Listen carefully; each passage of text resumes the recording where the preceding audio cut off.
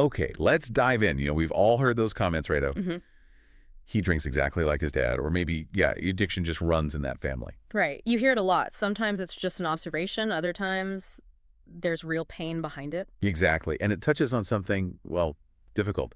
The stigma around alcoholism, or what doctors now call alcohol use disorder. Yes, AUD. It's a condition that affects so many people, so many families. And those casual remarks, they really point to this fundamental, often kind of unsettling question. Which Is is, this something you're born with? Is it literally in your DNA? Or is yeah, it learned from your environment, maybe trauma? that's the core question. Yeah. And looking through the sources you shared for this deep dive, Hmm. it's clear the answer isn't simple. It's way more complex. It really is. So our mission today, using these materials, genetics, neuroscience, psychology, environment, trauma research, public health stuff, is to really dig into the nuanced truth behind it. And this deep dive is specifically put together for you, our listener, using these sources.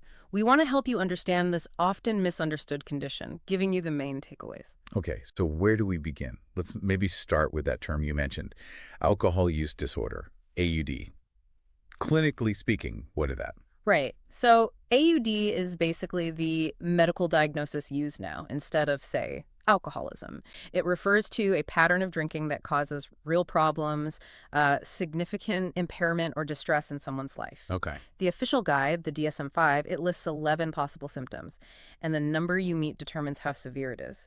So 2 or 3 symptoms is mild AUD, Uh-huh. 4 or 5 is moderate, and if you meet 6 or more criteria, that's considered severe AUD. Got it. So it's not just one thing, it's more like a spectrum. Exactly. It's a spectrum. And the symptoms include things like intense cravings for alcohol, trying to cut down but not being able to, Right. spending a lot of time drinking or recovering from its effects, experiencing withdrawal symptoms if you stop suddenly, Mm. or, continuing to drink even though it's clearly causing physical or mental health issues or problems with work, school, or family responsibilities. It sounds like the core idea is losing control, Yeah. or the drinking having these really significant downsides. That's really the heart of it. And these sources, they really emphasize that AUD isn't just like a bad habit you can easily drop.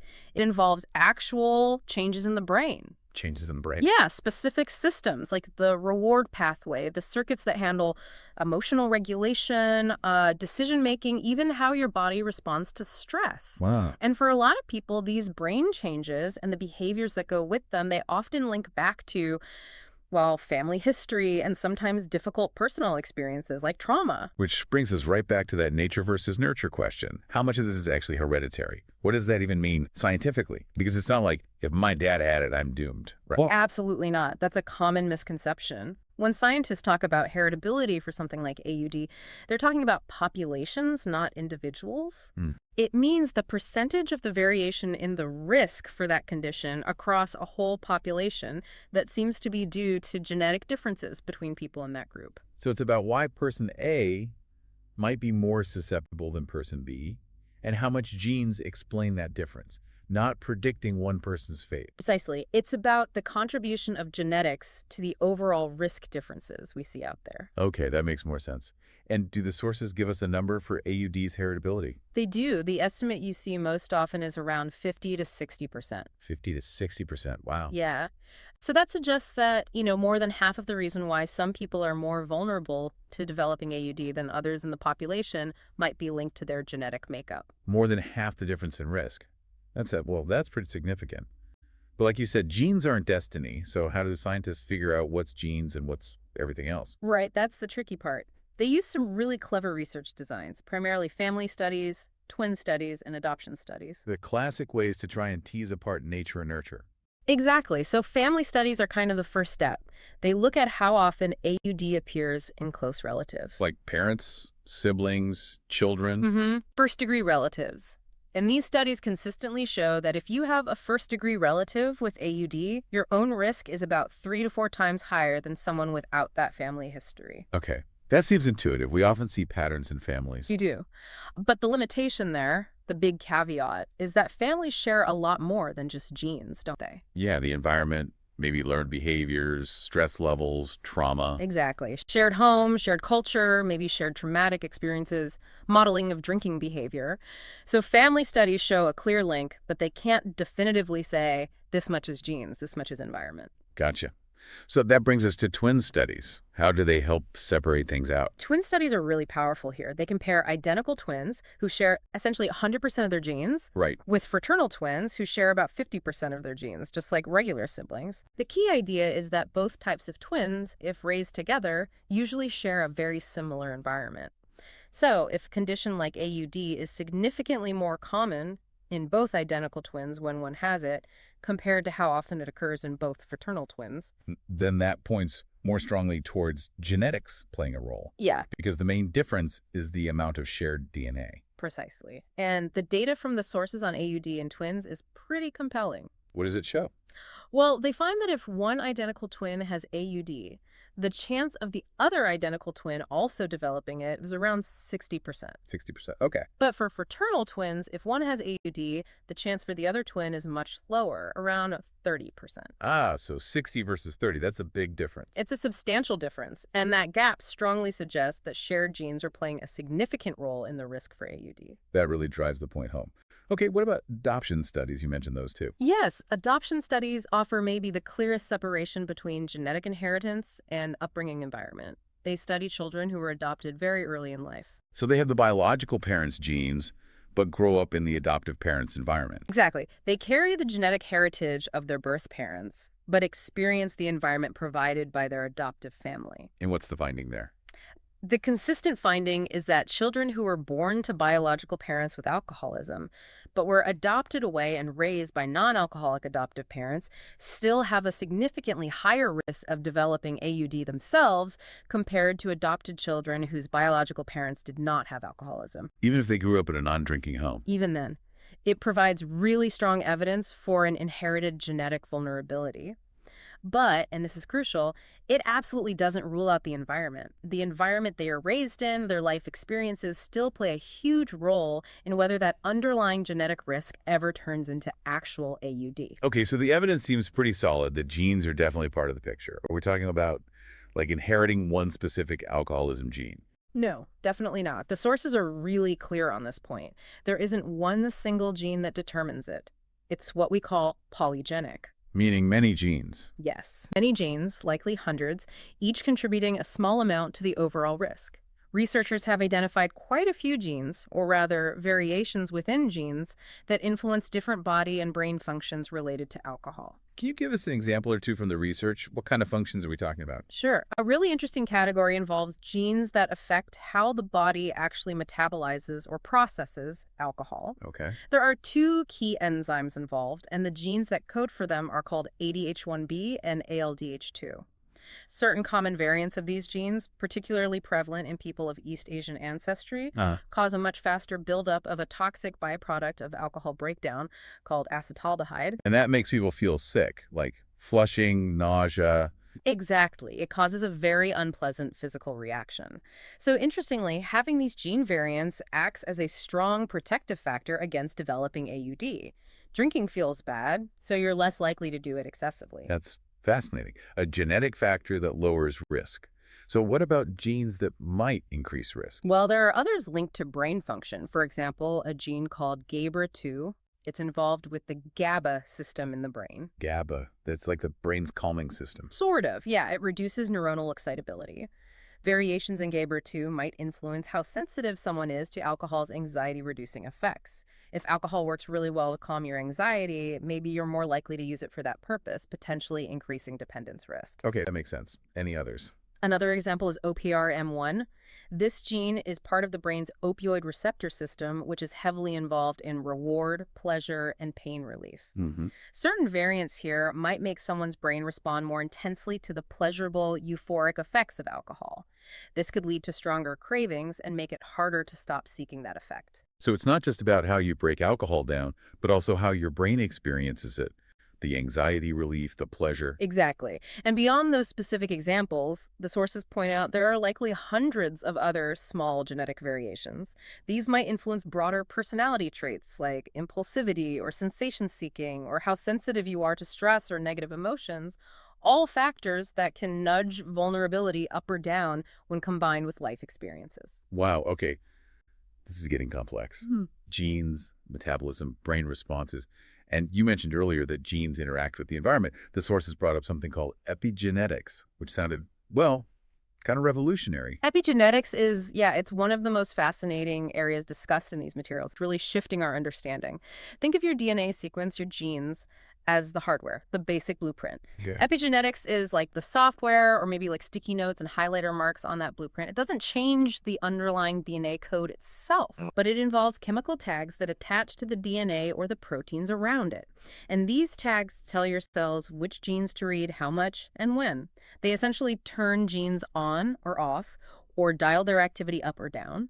So things that happen to me, my experiences can actually change how my genes are being used without changing the genes themselves. That's the core idea. And here's the really profound part the sources highlight. Experiences like chronic stress, trauma, and even significant substance use itself can trigger these epigenetic changes.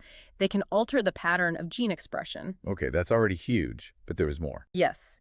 What's truly mind-blowing is the emerging evidence, mostly from animal studies, but some human data too, suggesting that some of these epigenetic modifications might be passed down to the next generation. Wait, passed down. So my parents' trauma or substance use could affect my gene expression, even if I didn't inherit the exact same gene variant. That's the potential implication being studied intensely. The idea is that parental experiences, particularly things like alcohol exposure or severe stress during critical periods, could leave epigenetic marks that influence the development and functioning of the child's brain. Maybe their stress response systems, their emotional regulation. Wow. It gives real biological weight to that phrase from the sources. It's not just what we inherit, it's what we carry. These experiences can leave a tangible, transmissible mark on our biology. That really changes the whole idea of heredity, doesn't it? It's not just the static code, but this dynamic layer on top, shaped by life and potentially passed on, which leads us squarely back to the nurture side, the environment. Absolutely. Because even if someone has a high genetic loading for AUD risk, that risk might never materialize if they're in a really supportive, protective environment. The environment can act like a buffer. Or a trigger. It works both ways. A nurturing environment can buffer genetic risk, while a stressful or triggering environment can activate it. So what are some of the key environmental risk factors the sources consistently point to? Several big ones come up repeatedly. Parental drinking behavior is a major one, not just genetics, but the modeling. Children learn by watching. Yeah. Childhood adversity is huge. Things like experiencing abuse, neglect, household dysfunction, instability, these significantly increase risk. Trauma. Yes, trauma is a major pathway. Then there's the broader social environment. Peer influence, having friends who drink heavily, easy access to alcohol, cultural norms that maybe normalize or even glamorize binge drinking. Right, the social context matters. And what about mental health? Oh, absolutely critical. The sources stress the high co-occurrence or comorbidity between AUD and other mental health conditions. Like depression, anxiety. Exactly. Depression, anxiety disorders, PTSD, bipolar disorder, they often go hand in hand with AUD. For many people, alcohol becomes a way to try and cope with the symptoms of these other conditions. Self-medication. Which can easily spiral into its own problem. Creates a really difficult cycle, yeah. It makes sense that if you have that underlying genetic vulnerability, plus significant trauma or mental health struggles, alcohol could seem like a solution, but ends up being a trap. And the sources mention this tension. The first drink might be a choice, but for someone vulnerable, the compulsion that develops isn't just willpower, it's rooted in the brain. That's a key insight from the neuroscience. And fascinatingly, these sources talk about research showing that individuals with a strong family history of alcoholism can sometimes show subtle differences in brain structure or function before they even start drinking. Difference is already there. Before any alcohol exposure, like what? Things like potentially slight differences in the dopamine system, the brain's reward pathway, maybe lower baseline activity, which could translate to seeking more external stimulation to feel good or normal. Oh. Maybe differences related to impulsivity, making it harder to inhibit urges, or a heightened sensitivity in the stress response systems, meaning they react more strongly to stressors. So some people might sort of start out with a brain or nervous system that's inherently more susceptible. Maybe quicker to feel stress, harder to feel satisfied, making alcohol's effects particularly powerful for them. That seems to be part of the picture, yes. These aren't deterministic, but they represent underlying vulnerabilities that, especially when combined with environmental triggers like stress or trauma, can significantly increase the odds of developing compulsive use. It loads the dice, so to speak. And the sources also weave in this idea of intergenerational trauma on a bigger scale. How does that fit? Intergenerational trauma adds this crucial layer of historical and collective experience. It's about the impact of large-scale traumas like poverty, systemic racism, war, displacement, historical abuse patterns within a community or family that get passed down across generations. There's not just individual trauma, but this kind of accumulated weight. Exactly. It creates a context where coping mechanisms, sometimes including substance use, become deeply ingrained as ways to survive unbearable circumstances or numb historical pain. When you layer that kind of deep, unresolved collective trauma on top of potential genetic vulnerabilities, Alcohol can become a really entrenched, though ultimately destructive tool for coping within a family or community. precisely. And these patterns, sadly, tend to repeat unless there's conscious intervention, healing, and recovery to break the cycle. It paints such a complex, interwoven picture: biology, psychology, personal history, social context, Yeah. feeding into it. So, given all this, what's the general consensus from the medical and scientific community? Where do they land on this? The major health organizations cited the AMA, NID, WHO, places like that. They're pretty unified. They clearly state that AUD has a strong hereditary component. That 50–60% genetic risk factor is widely accepted. Okay. But crucially, they emphasize just as strongly that genes are not the whole story. Environment, life experiences, trauma, psychological factors, they matter immensely too. So it's definitely not one or the other. Not at all. They firmly classify addiction, including AUD, as a complex brain disease. Not a moral failing, not a lack of willpower, but a medical condition. Right. The term often used is biopsychosocial condition, which just means it has biological roots, the genetics, the brain changes, psychological aspects like coping skills, mental health, learned associations, and social dimensions, family, culture, access, stigma. It's the interplay of all three. Understanding all this complexity, though, it can raise some really tough personal questions, can't it? Especially for listeners with a family history. Oh, absolutely. Questions like, does this mean I should never drink? Or did my parents somehow give this to me? Or even that feeling of, am I just doomed by my genes? Those are incredibly real and often heavy questions, and the sources tackle them with the nuance they deserve. The answer isn't simple. Yes, you can inherit risk factors, genetic predispositions. But, and this is just as important, you also inherit resilience factors and environment, choices, awareness, support systems, healing. They are incredibly powerful. The sources stress that many people with family histories of AUD go on to live healthy lives and never develop the disorder themselves. They break the cycle. So inherited risk is absolutely not a life sentence. Definitely not. And that's where that idea from the sources comes in. Knowledge isn't a curse, it's power. Understanding your potential vulnerabilities, whether they're genetic or from trauma or environmental, that understanding gives you agency. It allows for self-awareness, for making informed choices. And presumably that knowledge has practical implications, too, for prevention, for treatment. Huge implications. Right. Knowing about the hereditary link allows for much earlier and more targeted prevention efforts. How so? Well, you can educate kids and teens from families with a history, talk about their specific increased risk and not to spare them, but to empower them with information. You can proactively teach healthy coping strategies for stress before they might even think about experimenting with substances. Build that resilience early. That makes sense. Proactive, not just reactive. Exactly. And it also helps tailor treatment. Knowing about family history, maybe even specific genetic markers someday, could help doctors choose medications that might be more effective for that individual, like naltrexone for certain profiles. Personalized medicine for addiction. Moving in that direction, yes. And critically, it underscores the absolute need for trauma-informed care. Treatment needs to address the underlying pain, the history, the potential epigenetic factors, not just focus narrowly on stopping the drinking. It sounds like this whole perspective leads to a much more compassionate, holistic, and ultimately more effective approach to helping people. Absolutely. It shifts the lens from blame or judgment towards understanding the complex web of factors involved. And, the sources consistently end on a note of hope. Treatment works. Recovery is possible for everyone. Heredity is a factor, but it is not destiny. So let's circle all the way back then to our big question. Is alcoholism or AUD hereditary? Based on everything in these sources, the answer is a clear but nuanced yes. Heredity plays a major role, accounting for roughly half the variation in risk across the population. Okay. You can inherit certain biological vulnerabilities, maybe a brain that's more sensitive to alcohol's rewarding effects, or less sensitive to its negative ones, maybe a nervous system that reacts more strongly to stress, maybe differences in how you metabolize alcohol, or even inherit the consequences of past generations' trauma through epigenetics, or grow up in an environment where risky patterns are normalized. But, and this is the crucial but, But none of that writes your future in stone, not even close. Your environment, your life experiences, whether you've experienced trauma and how you've processed it, the coping skills you learn, the support you have, and ultimately the choices you make based on your own self-awareness, all of these are incredibly powerful. They interact with any inherited risk. so understanding your risk is really the key to navigating it. It's the foundation for agency, for breaking cycles if they exist.